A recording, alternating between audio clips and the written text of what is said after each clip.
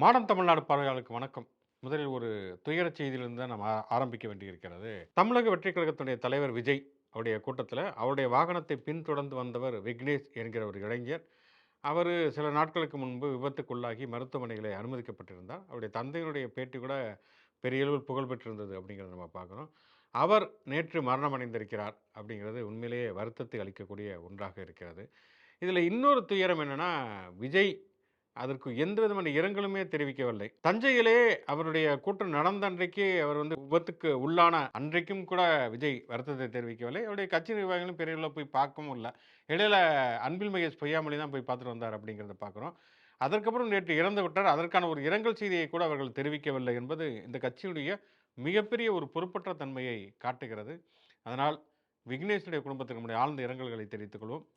தமிழக வெற்றிக் கழகத்திற்கும் விஜய்க்கும் நம்முடைய கடுமையான கண்டனங்களை தெரிவித்துக் கொண்டு ஷோக்குள்ள போவோம். இது முச்சந்தி ஷோ நான் உங்களுக்கு குணாதிவாக நான் ஜெயபிரகாஷ். உன் கடவுளை விட உன் சாத்தியத்தை விட உன் அறிவு. ஓகே, இரண்டு கூட்டணிகளும் ஓரளவுக்கு தொகுதி பங்கீட்டில் ஒரு முக்கால் கிணறு தாண்டி விட்டார்கள் அப்படின்னே சொல்லலாம். அதிமுகவை பொறுத்த வரைக்கும் நேற்று 3 பெரிய கட்சிகளுக்கான சீட்டுகளை எடப்பாடி பழனிசாமி அறிவித்து விட்டார். இந்த பக்கம் திமுக கூட்டணியில் பார்த்தோம்னா டெய்லி போய் உட்காந்து இது பத்தலை அது பத்தலை அப்படின்னு சொல்லிட்டு இவங்க ஒன்று நம்பர் சொல்ல, அவங்க ஒரு நம்பர் கேட்க, அப்படிங்கிற மாதிரியான விஷயங்கள்லாம் இருந்தது. ஆனால் எடப்பாடி பழனிசாமியை பொறுத்த வரைக்கும் அவர் சைலண்டாக இருந்து சாதிச்சிட்டாரு. பாஜக ஒரு குறிப்பிட்ட நம்பருக்குள்ளே அடக்கிட்டாரு அப்படின்லாம் அதிமுக தரப்பினரால் கடுமையாக கொண்டாடப்பட்டது. இப்போ நாங்கள் டெல்லியில் சம்மதம் தெரிவிக்கல, டெல்லி தான் இதை சொல்லுது அப்படின்ற மாதிரி ஒரு விமர்சனம் போயிட்டு இருந்தது. எப்போ பாரு டெல்லிக்கு போயிட்டு வராரு அப்படின்ற ஒரு விமர்சனம் தொடர்ந்துட்டே இருந்தபோது, டெல்லியிலேருந்து பியூஷ் கோயல் இங்கே வந்த பிறகு அந்த கூட்டணி உறுதிப்பாடுன்றது எடப்பாடியோட மைலேஜை கொஞ்சம் இன்க்ரீஸ் பண்ணியிருக்குன்னு தான் நம்மளால் புரிஞ்சுக்க முடியுது. ஆமாம், ஆனால் அதுக்கு பிறகு நம்ம யோசிக்க வேண்டியது என்ன இருக்கிறது அப்படின்னு சொன்னால், ஒன்று, இந்த பேச்சுவார்த்தைகள் முழுக்கவே டெல்லியில் தான் நடைபெற்றது அப்படிங்கிறது எல்லாருக்குமே தெரியும். எடப்பாடி பழனிசாமி தொடர்ச்சியாக டெல்லிக்கு போய் பார்த்து வந்தார். அதற்கு என்ன விமர்சனங்கள் வைக்கிறாங்கன்னா, ஏன் திமுக தரப்புல கனிமொழி ராகுலை போய் சந்திக்கவில்லையா டெல்லிக்கு அப்படிங்கிற கேள்வி முன்வைக்கப்படுகிறது. ஒன்று என்னென்னா, திமுகவுடைய தலைவர் ஸ்டாலின் நேரடியாக டெல்லிக்கு போகவில்லை. துணை பொதுச் செயலாளராக இருந்த கனிமொழி அவர்கள் தான் போனாங்க. இந்த பக்கம் பார்த்தோன்னா எடப்பாடியே போனார் அப்படிங்கிறது. இன்னொன்று பார்த்தோம் அப்படின்னு சொன்னால், திமுக காங்கிரஸ் இந்த கூட்டணிக்குள்ளே சில பிரச்சனைகள் வருகிற பொழுது அது தொடர்பாக காங்கிரஸினுடைய மேலிடத்தை பார்ப்பதற்காக திமுக சார்பாக கனிமொழி போனார் அப்படிங்கிறத நம்மளால் புரிஞ்சுக்க முடியுது. ஒருவேளை அதிமுக பிஜேபி அவங்களுக்குள்ள ஒரு தொகுதி பங்கீட்டு பேச்சுவார்த்தை, அதில் ஒரு சிக்கல் போய் அமித்ஷாவை சந்திக்கிறார்னா புரிஞ்சு கொள்ள முடிகிறது. ஆனால் தமிழ்நாட்டில் எடப்பாடி பழனிசாமி தலைமையில் தான் கூட்டணி, அவர்தான் முதலமைச்சர் வேட்பாளர் அப்படின்னு அறிவித்துவிட்டு டிடிவி தினகரனை தனியாக கூப்பிட்டு பார்க்கறது, அன்புமணி பார்க்கவே இல்லைன்னு சொல்லிட்டாங்க. டிடிவி தினகரன் எடப்பாடி பழனிசாமியெல்லாம் ஏன் தனியாக பார்க்கணும்? இங்கே கூட்டணிக்கு தலைமை அதிமுக அப்படின்னு சொல்லிட்டு அமித்ஷா ஏன் எடப்பாடி பழனிசாமியும் டிடிவி தினகரனையும் தனித்தனியாக சந்தித்து பார்க்கணும் அப்படிங்கிற கேள்வி இருக்கிறது. அதற்கு இன்னுமே பதில் சொல்லவில்லை. இன்னொன்று எல்லா பேச்சுவார்த்தையும் டெல்லியில் நடத்திட்டு கையெழுத்து மட்டும் அதிமுக தலைமையில் ராயப்பேட்டில் போட்டாங்கன்னா எல்லா பேச்சுவார்த்தையும் அங்கே நடந்து விட்டது அர்த்தமாகுமா? அதையும் அமித்ஷா வீட்டில் தான் போடுவாங்க அப்படின்னு எல்லாரும் நினச்சிக்கிட்டு இருப்பாங்களா என்ன? அதனால் இது ஒரு சப்பைக்கட்டு அப்படின்னு தான் சொல்ல முடியும்.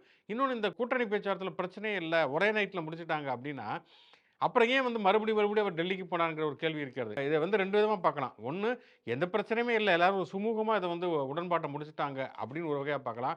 இன்னொன்று, எதிர்கருத்தை தெரிவிப்பதற்கான வாய்ப்புகளே இல்லை, ஜனநாயகமே இல்லை அப்படின்னும் நம்ம பார்க்கலாம். ஏன்னா இப்போ சிபிஎம்மோ விடுதலை சிறுத்தைகளுக்கோ முரண்பாடுகள் இருக்கிறதுனா அவங்க போய் தெரிவிக்கிறார்கள், அதற்கான ஒரு வாய்ப்பு இருக்கிறது. அதிமுக கூட்டணியை பொறுத்த வரைக்கும் பிக் பாஸ் சொல்லிட்டாரு, அதை நாங்கள் கேட்டுக்கிறோம் அப்படிங்கிற ஒரு மனநிலை தான் இருக்கிறதா அப்படிங்கிற ஒரு கேள்வியுமே இருக்கிறது. அதில் இன்னொரு விஷயத்தை பார்த்தோம் அப்படின்னு சொன்னால் இப்போ 27 தொகுதி அப்படின்னு பிஜேபிக்கு ஒதுக்கிட்டாரு, எல்லாம் 35 45 தான் சொல்லிக்கிட்டு இருந்தாங்க. ஆனால் காங்கிரஸுக்கு திமுக கூட்டணியில் கொடுத்ததை விட ஒரு சீட்டு கம்மியாக தான் கொடுத்துருக்காரு அப்படின்னு சொல்கிறாங்க. இது எடப்பாடி பழனிசாமியின் சாமர்த்தியம் சொல்லப்படுகிறது. ஆனால் அதே நேரத்தில் பார்த்தோம்னா மற்ற கட்சிகளுக்கு இன்னும் அவங்க அறிவிக்கலை. தமிழ் மாநில காங்கிரஸ், புதிய நீதி கட்சி, ஐஜேகே இந்த மாதிரியான கட்சிகளுக்கெல்லாம் அறிவிக்கவில்லை. அந்த கட்சிகளும் கூட தாமரை சின்னத்தில் தான் போட்டியிடப் போகின்றன அப்படிங்கிற ஒரு கருத்துமே நிலவுகிறது. இந்த பக்கம் பார்த்தோன்னா பூவி ஜெகன்மூர்த்தி கட்சிகள்லாம் இரட்டையில, ஆனால் ஏற்கனவே தேசிய ஜனநாயக கூட்டணியில் இந்த கட்சிகள் தாமரை சின்னத்தில் தான் போட்டியிடப் போகிறது அப்படின்னு சொல்கிறாங்க. அப்போ ஏற்கனவே 27 சீட்டு கொடுத்தது போக எல்லாம் சேர்த்து ஒரு 35 சீட்டு தாமரை சின்னத்தில் நிற்க போகிறாங்க. அதுபோக 11 அமமுகவுமே எப்பயுமே பாஜக ஆதரவில் இருக்குதுங்கிறப்ப ஒரு 46 சீட்டு பிஜேபிக்கு இருக்குது அப்படிங்கிறது தான் யதார்த்தமான ஒரு விஷயம். அப்போ 27 அப்படிங்கிறது வெளிப்பார்வைக்கு இருந்தாலும் கூட பாஜகவுடைய கட்டுப்பாட்டில் தான் பெரும்பாலான கட்சிகள் போயிருச்சு. அப்படிங்கிற ஒருவேளை அதிமுக கூட்டணி வெற்றி பெற்று விட்டது என்று சொன்னால், ஒருவேளை வெற்றி பெற்று விட்டது, அங்கே வந்து ஒரு அறுதி பெரும்பான்மை கிடைக்கலன்னா, அதுக்கப்புறம் பிஜேபி கையில் தான் வந்து 46 சீட் அவங்க ஜெயிக்க போகிறதில்ல. ஆனால் ஒரு 46 தொகுதிகள் போட்டியிடக்கூடிய இடங்கள் இருக்கிறது. ஆக மொத்தம் என்னன்னா, இந்த பேச்சுவார்த்தையிலையும் பாஜக தான் வெற்றி பெற்றிருக்கிறது. எடப்பாடி பழனிசாமி தான் பணிந்து போயிருக்கார் அப்படின்னு தான் பார்க்க முடிகிறது. இன்னொரு பக்கம் பார்த்தோம்னா, திமுக கூட்டணியினுடைய பேச்சுவார்த்தை அந்த இழுபறியுமே முடிவுக்கு வந்திருக்கிறது. மார்க்சிஸ்ட் கம்யூனிஸ்ட் கட்சி மற்றும் விடுதலை சிறுத்தைகள் நேற்று மார்க்சிஸ்ட் கட்சி வந்து தமிழ்நாடு முதலமைச்சர் திமுகவுடைய தலைவர் திரு ஸ்டாலின் அவர்கள் சொன்னால் அந்த 5 தொகுதிகளை நாங்கள் ஏற்றுக்கொள்கிறோம் அப்படின்னு சொல்லி அவங்க செயற்குழு கூட்டத்தில் போய் முடிவெடுத்ததன் அடிப்படையில் திமுகவில் வந்து பேச்சுவார்த்தை ஒப்பந்தம் கையெழுத்தாகி அதுக்கப்புறம் முடிவாகி விட்டது. ஆனாலும் சண்முகம் வெளியில் வந்து எங்களுக்கு இதில் வந்து திருப்தி இல்லை, ஆனாலும் நாங்கள் வந்து கூட்டணியுடைய நலனுக்காக வலதுசாரி சக்திகள் வெற்றி பெறக்கூடாது அப்படிங்கிறதுக்காக இதை ஏற்றுக்கொள்கிறோம் அப்படின்னு சொல்லியிருக்காரு. விசிகாவை பொறுத்த வரைக்கும் பார்த்தோம் அப்படின்னு சொன்னால் அவங்க வந்து 8 தொகுதிகள் கையெழுத்தாகி இருக்கிறது, 6 தனி தொகுதிகளும் 2 பொது தொகுதிகளும் என்று சொல்லி கையெழுத்தாகி இருக்கிறது. இது உண்மையிலே வந்து சிபிஎம்முக்கு ஒரு அதிருப்தி தான். அது வந்து கண்டிப்பாக இருக்க வேண்டியது தான். 6 தொகுதியில் போட்டிக்கிட்டவங்க 5 தொகுதியில் வந்து போட்டியிடுவது என்பது அவங்களுக்கு ஒரு பின்னடைவு தான். ஆனால் விசிகாவை பொறுத்த வரைக்கும் கடந்த தேர்தலில் 6 தொகுதிகளுக்கு போட்டியிருந்தார்கள். இப்போ அவங்களுக்கு கூடுதலாக 2 தொகுதிகள் கிடைத்திருக்கிறது. அப்படிங்கிறப்ப வந்து கண்டிப்பாக இது அவர்களுக்கு ஒரு முன்னேற்றம் அப்படின்னே சொல்லலாம். இந்த பக்கம் தொகுதி பங்கீடுகள் எல்லாமே அரசியலில் வந்து பரபரப்பாக பேசி கொண்டு இருக்கிற நேரத்தில் நேற்றைக்கு ஒரு தீர்ப்பு வந்து ரொம்ப பெரிய பேசுபொருளை உருவாக்கிச்சு. குறிப்பாக 2020 கொரோனா பெருந்தொற்று வந்து ரொம்பவும் பேசுபொருளாக இருந்த அந்த நேரத்தில் ரொம்ப அவதிக்குள்ளாக இருந்த காலகட்டத்தில் கடையை திறந்து வச்சுருந்தேன் அப்படின்ற ஒரே காரணத்துக்காக சாத்தாங்குளத்தில் வந்து ஜெயராஜ் மற்றும் ஃபெலிக்ஸ் அப்படின்ற 2 பேர் அப்பாவும் மகனும் சேர்ந்து காவல்துறையால் அடித்தே கொல்லப்பட்டாங்க. அந்த குற்றத்தில் ஈடுபட்ட 9 போலீஸ்காரர்களையும் குற்றவாளிகள் அப்படின்ட்டு நேற்றைக்கு மதுரை உயர்நீதிமன்றம் தீர்ப்பு வழங்கியிருக்கு. இப்போ அந்த தீர்ப்புக்கான தண்டனைகள் எல்லாமே வரும் மார்ச் 30ஆம் தேதி வழங்க இருக்கிறதா தெரிவிச்சிருக்காங்க.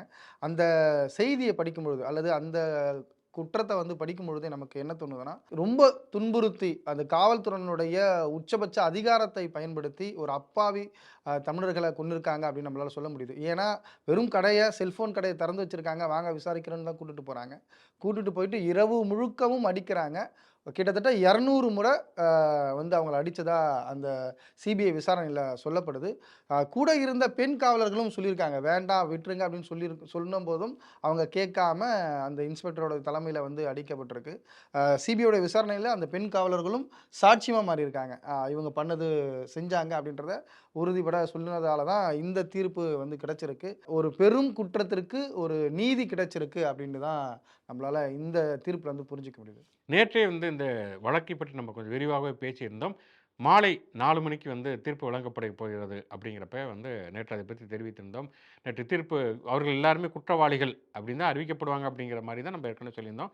அதே மாதிரி தான் நீதிமன்றம் அறிவித்திருக்கிறது. 30ஆம் தேதி அதற்கான தண்டனை வரும். இதில் என்னென்னா வந்து ஒரு வகையில் பார்த்தா இதுக்கு தார்மீக ரீதியாக பொறுப்பேற்க வேண்டியது அன்றைக்கு ஆட்சியில் இருந்த அதிமுக, குறிப்பாக எடப்பாடி பழனிசாமி. ஏன்னா அந்த குற்றம் நடந்ததுக்கு பிறகு மக்கள்லாம் கொந்தளித்தார்கள், ஊடகங்கள்லாம் கொந்தளித்தன, திமுக உள்ளிட்ட எதிர்க்கட்சிகள்லாம் கொந்தளித்த பொழுதும் கூட அவர் என்ன சொன்னாருன்னா வந்து இல்லை அவங்க வந்து காவல்துறையினர் அடித்து கொல்லப்படவில்லை, அவர்கள் மூச்சுத்திணறலாலும் மாரடைப்பினாலும் இறந்தார்கள் என்று சொல்லி எடப்பாடி பழனிசாமி சொன்னார். அதே மாதிரி நடந்தது வந்து கஸ்டோடியல் டெத்து கிடையாதுன்னு சொல்லி அன்னைக்கு அமைச்சராக இருந்த கடம்பூர் ராஜுமே அறிக்கையில் தெரிவித்தார். அன்னைக்கு தமிழ்நாடு பாஜகவுடைய தலைவராக இருந்த எல்முருகன் இதெல்லாம் ஒரு சின்ன விஷயங்க, இதை போய் பெருசுபடுத்துறீங்களே அப்படின்னு சொல்லிட்டு பிரஸ் மீட்லையுமே தெரிவித்தார். மிகப்பெரிய அளவில் வந்து கொந்தளிப்புள்ளாகி அதுக்கப்புறம் பார்த்தோன்னா நீதிமன்றமே வந்து அதை வந்து சும வழக்காக எடுத்துக்கொண்டதற்கு பிறகு தான் வந்து அதுக்கப்புறமே வந்து இல்லை நாங்கள் சிபிஐக்கு இந்த கேஸை மாற்றுறோம் அப்படின்னு சொல்லி எடப்பாடி பழனிசாமி தெரிவித்தார். சிபிஐக்கு மாற்றுறதுக்கு முன்னாடி சிபிசிஐடிக்கு மாற்றிடுவோம், ஏன்னா சாட்சியங்களை வந்து கலைச்சிடுவாங்க, நடந்து வந்து காவல்துறை தான் செய்தார்கள்னு சொல்லி சிபிசிஐடிக்கு மாற்றி அதுக்கப்புறம் சிபிஐக்கு மாற்றி தான் அந்த குற்றப்பத்திரிகையில் தான் வந்து இந்த தகவல்கள்லாம் வருகிறது. இன்னொன்று வந்து நமக்கு அடித்து விளையாடுறதுக்கு இந்த அப்பாவும் பையனும் கிடச்சிட்டாங்க அப்படிலாம் அந்த காவல்துறை அதிகாரிகள் பேசிகிட்டு இருக்காங்கன்னு சொல்லிட்டு ரொம்ப வருத்தத்தை தெரிவிக்கக்கூடிய அளவுக்கு தான் அந்த குற்றப்பத்திரிகை இருக்கிறது அப்படிங்கிறத பார்க்குறோம். இதில் மிக முக்கியமாக என்ன அப்படின்னு சொன்னால், இந்த வழக்கில் வந்து கிடைத்த வெற்றி அப்படிங்கிறது வந்து 2 பேர் மிக முக்கியமானவர்கள். ஒன்று என்னென்னா, அந்த காவல் நிலையத்தில் இருந்த பெண் காவலர் ரேவதி அவங்க வந்து ரொம்ப துணிச்சலாக வந்து அப்போ வந்து வாக்குமூலம் கொடுத்தாங்க. ஆமாம், இந்த காவலர்கள் தான் அவங்களை வந்து அடிச்சு கொண்டாங்க, நான் நேரில் பார்த்தேன் அப்படிங்கிறது. அதே மாதிரி வந்து அந்த செஷன்ஸ் நீதிபதியாக இருந்த பாரதிதாசன் அவர் தான் வந்து அவர்கள் எல்லாத்துலேயுமே வாக்குமூலம் வாங்கி உறுதியாக இருந்தார். இது வந்து கண்டிப்பாக இதை வந்து நடத்தியே ஆகணும் அப்படிங்கிறத உறுதியாக இருந்தார். அதனால் நீதிபதி பாரதிதாசன் மற்றும் காவலர் ரேவதி அவர்கள் இருவருமே பாராட்டத்தக்கவர்கள். அதே நேரத்தில் வந்து அன்னைக்கு இந்த கொலையை நியாயப்படுத்திய எடப்பாடி பழனிசாமி மற்றும் அந்த அதிமுக அமைச்சரவைங்கிறது வன்மையான கண்டனத்துக்கு உள்ளாக்கப்பட வேண்டிய ஒன்று அப்படிங்கிறதுமே தெரிவித்துக் கொள்வோம். சாத்தான்குளம் எப்படி வந்து ஒரு பெரிய அதிர்ச்சியில இருந்து மீள முடியாத ஒரு துயரமோ, இந்தியாவில் வந்து பாஜக ஆட்சிக்கு வந்த பிறகு பல துயரங்களை ஒவ்வொரு காலகட்டத்தில் கொடுத்துட்டே இருப்பாங்க. அது வந்து 2016 பண மதிப்பிழப்பு அப்படின்னு ஒரு சட்டத்தை கொண்டு வந்து ஒரே நைட்டில் கையில் இருந்த 500ம் 1000 செல்லாது அப்படின்னு அறிவித்து மக்களை இப்படி திண்டாட வச்சாங்களோ, அதன் பிறகு கொரோனா காலகட்டத்தில் இந்த கொரோனாவை எதிர்க்கணும்னா நீங்கள்லாம் வந்து சாயங்காலம் வந்து எல்லாரும் விளக்கேற்றுங்க, கையை தட்டுங்க, எல்லா நோயும் போயிடும் அப்படின்னு சொல்லி எப்படி ஒரு பம்மாத்து வேலைகள்லாம் செய்தார்களோ, அதே மாதிரியான ஒரு கிமிக்ஸ் வேலையை தான் நேற்று பாராளுமன்றத்தில் திரு நரேந்திர மோடி அவர்கள் பேசியிருக்காரு. மேற்கு ஆசியாவில் நடந்துட்டு இருக்க இந்த ஈரான், இஸ்ரேல், அமெரிக்கா நாடுகளுக்கு இடையாக நடைபெற்று கொண்டிருக்கிற இந்த போரில் ரொம்ப பெருசாக பாதிக்கப்படுறது இந்தியா. ஏன்னா பல கச்சா எண்ணெய்களை வந்து வாங்குறதுல இந்தியா அந்த இடத்துல முதல்ல இருக்குது. கிட்டத்தட்ட 41 நாடுகளுக்கு மேலாக இந்தியா வந்து கச்சா எண்ணெய்களை வாங்கிட்டு இருக்கோம், எரிசக்திகளை வாங்கிட்டு இருக்கோம்.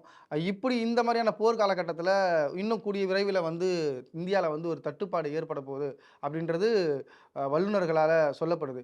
ஆனால் இதை வந்து மாற்றுறதுக்கோ அல்லது இதை தடுக்கிறதுக்கோ இந்திய அரசாங்கத்தினால, ஒன்றிய அரசாங்கத்தினால எந்த விதமான முன்னெச்சரிக்கை நடவடிக்கை எடுக்காத போது ஒரு நாட்டினுடைய பிரதமர் என்ன சொல்கிறாருன்னா, நம்மலாம் வந்து ஒரு பொறுத்து கொள்ளணும், நீங்கள் தான் இதை வந்து பார்த்துக்கணும், நம்ம ஒரு முன்னெச்சரிக்கை நடவடிக்கை நம்ம எடுத்துக்கணும்னு மக்களை பார்த்து சொல்கிறார். அரசு என்ன நடவடிக்கை எடுத்திருக்கு, என்னென்ன திட்டங்களை வச்சுருக்கோன்ற மாதிரி எந்த விதமான ஒரு தயாரிப்பும் அந்த உரையில் இல்லை. ஆனால் மக்களை மட்டும் சொல்லிகிட்டே இருக்காரு. இதே பாணியை தான் அவர் வந்து 2016லையும் சொன்னார், 2020லையும் சொல்லிட்டு இருக்காரு. தொடர்ந்து மக்களை மட்டுமே நீங்கள் வந்து பொறுத்துக்குங்க, கொஞ்ச நேரம் நீங்கள் தாக்கு பிடிச்சிக்கிங்க அப்படின்ற மாதிரியே சொல்லுறத நம்மளால் புரிஞ்சிக்க முடியுது. ஆமாம், கண்டிப்பாக என்னென்னா நெருக்கடிக்கு தயாராகுங்கள் அப்படின்னு சொல்லி மக்களிடம் அவர் வேண்டுகோள் விடுத்திருக்கார். திமுக தலைவர் ஸ்டாலின் கேட்டிருக்கார், மக்கள் சரி நீங்கள் என்ன பண்ண போகிறீங்க அப்படிங்கிற கேள்வி. ஏன்னா தமிழ்நாடு அரசின் சார்பாக பார்த்தோம்னா இப்போ ஹோட்டலுக்கெல்லாம் வந்து மின்சார யூனிட் வந்து பயன்படுத்துவதில் சலுகையில் வந்து பல விஷயங்கள் நாங்கள் பண்ணியிருக்கோம். ஆனால் நாங்கள் வந்து தொடர்ச்சியாக வந்து கடிதங்கள் எழுதினாலும் நீங்கள் அதை பற்றி எந்த விதமான ரெஸ்பான்ஸும் பண்ணலை. முதல்ல வந்து கமர்ஷியல் கேஸ் தட்டுப்பாடுன்னு வந்தப்போ இல்லை இதெல்லாம் வதந்தி அப்படின்னு சொன்ன ஒன்றிய அரசு இன்றைக்கி வந்து தட்டுப்பாடு வரப்போகிறது அப்படின்னு சொல்கிறாங்க. அப்போ இவங்க என்ன நடவடிக்கை எடுத்திருக்கிறார்கள் அப்படின்னு பார்த்தோன்னா பூஜ்ஜியம் அப்படின்னு தான் சொல்லணும். வந்து திருப்பி பழையபடி வந்து கொரோனாங்கிற மாதிரி போருக்கு எதிராக பாட்டு பாட சொல்ல போகிறாங்களா அப்படிங்கிற கேள்வி எல்லாம் இருக்கிறது. அதனால் வந்து மோடி மக்கள் வந்து தயாராக இருக்காருங்கிறது வேற விஷயம். கண்டிப்பாக ஒரு எமர்ஜென்சினா அதுக்கான வாழ்க்கை முறையில் வந்து நம்ம தயாராக இருக்கணும் அப்படிங்கிறது ஓகே. அதுக்கு முன்னால் அந்த நெருக்கடியை தீர்ப்பதற்கு ஒரு அரசு மக்களால் வாக்களித்து தேர்ந்தெடுக்கப்பட்ட ஒரு அரசு என்ன பண்ணுது அப்படிங்கிற கேள்விக்கு கண்டிப்பாக மோடி பதிலளிக்கணும். இப்படி பொலிட்டிக்கலெல்லாம் சீரியஸாக போயிட்டு இருக்க நேரத்தில் அப்பப்போ பொலிட்டிக்கலில் காமெடி பண்ணுறதுக்குன்னு தமிழ்நாட்டில் ஒரு அரசியல் தலைவர் இருக்கார். அவர் வேறு யாரும் இல்லை, நாம் தமிழர் கட்சியினுடைய ஒருங்கிணைப்பாளர் திரு சீமான் அவர்கள் தான். எல்லாரும் கூட்டணி குறித்து ரொம்ப ஆவேசமாக பேசிகிட்டு இருக்காங்க. இந்த பக்கம் திமுகவாக இருக்கட்டும் அல்லது அதிமுகவாக இருக்கட்டும், ஏன் புதுசாக கட்சி தொடங்கின தாவேக்காவாக இருக்கட்டும், அவங்க கூட கூட்டணி கட்சியெல்லாம் வேண்டாம், நாங்களே தனித்து அறிவிச்சுக்கிறோம் அப்படின்னு பாண்டிச்சேரியில் அறிவிச்சிட்டாங்க. இப்போ அடுத்தடுத்து தமிழ்நாட்டிலையும் அறிவிக்க போகிறதா சொல்லிட்டு இருக்காங்க. ஆனால் எல்லாருக்கும் முன்னாடி நான் தான் வந்து பட்டியல் அறிவித்தேன் அப்படின்னு சொல்லிட்டு 234 தொகுதிக்கும் வேட்பாளர் அறிவித்த நாம் தமிழர் சீமான் அவர்கள் நேற்று வந்து திருத்தணியில் வந்து தன்னுடைய பிரச்சாரத்தை துவங்குறாரு. அதுவும் குறிப்பாக பார்த்தீங்கன்னா அவர் என்ன பண்ணுறாருன்னா முருகர் பாடலை வந்து பாடி போருக்கு களமிறங்குறாரு. அந்த பாடலை பாடும் பொழுதே மீம்ஸ் கிரியேட்டர்ஸ்லாம் கிடச்சிதுரா இன்றைக்கி கண்டென்ட் அப்படின்ற மாதிரி எடுத்து போட்டு அடிக்க ஆரம்பிச்சிட்டாங்க. குறிப்பாக ஒரு ஹை பிச்சில் கத்தும் போது நம்ம சுறா படத்தில் வந்து வெண்ணிராடை மூர்த்தி வந்து ஒரு ஹை பிச்சில் பாடுவார், மருதமலை மாமணியே முருகையா அப்படின்னு. அந்த பாடல் ஹை பிச்சில் பாடும்போது வடிவேல் பக்கத்தில் வந்து பார்த்து வெடிச்சிட போகுது அப்படின்ற மாதிரி அந்த பாடல் வரியை போட்டு அவரை மீம்ஸ் போட்டு கண்டென்ட்டை போட்டு அடிக்க ஆரம்பிச்சிட்டாங்க. என்னன்னா அதில் ஒரு பெரிய கேள்வி இருக்குது. இப்போது நீங்கள் திருத்தணியில் ஸ்டார்ட் பண்ணுறீங்க, முருகப்பெருமானோடைய பாடலை பாடுறீங்க, ஏற்கனவே நீங்கள் வந்து இங்கே இருக்கிற இஸ்லாமியர்களை சாத்தான் பிள்ளைகள் அப்படின்னு சொல்லிட்டீங்க, கிறிஸ்துவர்களை வந்து அந்நிய கைகொலி அந்த மாதிரியான வார்த்தைகளெல்லாம் பேசி ரொம்ப புண்படுத்தியிருக்கீங்க. குறிப்பாக இஸ்லாமியர்களையும் கிறிஸ்தவர்களையும் தாய் மதம் திரும்புங்க அப்படின்ற வார்த்தையும் பேசியிருக்கீங்க. இப்போ டைரெக்டாக இந்து மக்களினுடைய ஒரு பிரதிநிதியாக முருகரை நீங்கள் கையில் எடுத்துக்கிறீங்கன்னா அப்போ நீங்கள் யாருக்கான தலைவர், வெறும் இந்துக்களுக்கான தலைவரா அப்படின்ற ஒரு கேள்வி எழுப்புது. இன்னொன்று கூடுதலாக பாஜகவினுடைய அரசியலை, பாஜகவில் இருக்கிற எல்முருகன் வேலை எடுத்துகிட்டு போனார்னா அதில் ஒரு லாஜிக் இருக்குது. அவர் ஒரு இந்து ஐடியாலஜத்தை ஃபாலோ பண்ணுற ஒரு கட்சி அப்படின்னு நம்மளை புரிஞ்சிக்க முடியுது. ஆனால் நாம் தமிழர் தமிழ் தேசியம்னு சொல்லுது, இங்கே திராவிடத்துக்கு எதிரானவங்கன்னு சொல்கிறது, இதுக்கும் அதுக்கும் சம்மந்தமே இல்லாமல் வேலை கையில் எடுத்துக்கிட்டு நாங்கள் போருக்கு போகிறோம், எதில் இருக்கிறவங்களாம் திருசூலத்தோட வராங்க, நாங்கள் வேலோட வரோம், அவங்களாம் கூட்டணியோட வராங்க, நான் தனியாக வரேன்றத மேற்கோள் காட்டி சொல்கிறீங்க. ஆனால் போருக்கு போகிறதுக்கு முருகரை வேண்டிக்கிட்டு போகிறீங்க, என்ன இது? அது தேர்தல் என்பது போருன்றீங்க. போருக்கு போகிறதுக்கு முன்னாடி நாங்கள் முருகரை வேண்டிட்டு போகிறோம், அவரோட ஆசையில் நாங்கள் வந்து கட்டாயம் வெற்றி பெறுவோன்றீங்க. அப்போ மக்களை நம்பி நீங்கள் போகலையா? மக்கள்கிட்ட வந்து நாங்கள் இதை பண்ணுவோம்னு சொல்லிட்டு நீங்கள் போகலையா? அப்படின்ற ஒரு கேள்வி இதுக்குள்ளே தொடர்ந்துட்டே இருக்குது. அதாவது முருகனுக்கு அரோகராங்கிற மாதிரி வரக்கூடிய தேர்தலும் அரோகரா தான் அப்படிங்கிறதுக்கான ஒரு குறியீடாக தான் அவர் போயிருக்கிறாரு. மொட்டை அடித்து அவருக்கு சந்தனம் பூசுறதுக்கு மக்கள் தயாராக இருப்பாங்க அப்படின்னு தான் சொல்ல முடியும். ஓகே, விளையாட்டு செய்திகள் அப்படின்னு சொல்லி எடுத்து வச்சா நீங்கள் முழுக்க அதை வந்து விளையாட்டு செய்தி சீரியஸாக சொல்லிட்டீங்க. அதனால் விளையாட்டு செய்திகள் இத்துடன் நிறைவடைந்தன. தொடர்ந்து இது போன்ற பல்வேறு விதமான செய்திகளை விரிவாக விவாதிப்பதற்கும் உரையாடுவதற்கும் மாடர்ன் தமிழ்நாடு யூடியூப் சேனலோட தொடர்புகள் முச்சந்தி ஷோவை லைக் பண்ணுங்கள், கமெண்ட் பண்ணுங்கள், சமூக வலைதள பக்கங்களை ஃபாலோ பண்ணுங்கள். மீண்டும் ஒரு நிகழ்ச்சி சந்திப்போம். நன்றி.